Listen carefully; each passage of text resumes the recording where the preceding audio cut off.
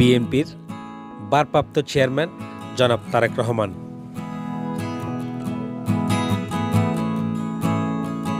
স্বাধীনতার ঘোষক, শহীদ রাষ্ট্রপতি এবং 3 বারের প্রধানমন্ত্রী দেশনেত্রী বেগম খালেদা জিয়ার সুযোগ্য সন্তান। আজকে তিনি বাংলাদেশের সম্পদ। নিজ যোগ্যতায় হয়ে ওঠেন রাজনীতিবিদ এবং নিজেকে তিলে তিলে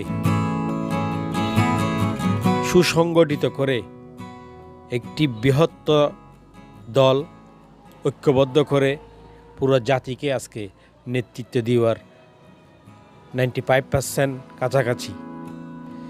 আগামী দিনে গণতন্ত্রে জনগণের ভোটে একটি যখন নির্বাচিত সরকার হবে, ইনশাআল্লাহ তারেক রহমান নির্বাচিত হয়ে বাংলাদেশের পরিচালনার দায়িত্ব পাবেন।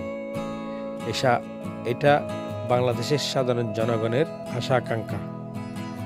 তাই আপনাদেরকে বিশেষভাবে অনুরোধ করব, আগামী দিনে দানের শীষে ভোট দিয়ে তারেক রহমানের হাতকে শক্তিশালী করে একটি ঐক্যবদ্ধ রাজনীতির সুন্দর পরিবেশ সৃষ্টি করে বাংলাদেশে একটি গণতন্ত্র সুসংগঠিত একটি রাষ্ট্র গঠন করার বিশেষভাবে অনুরোধ রইল।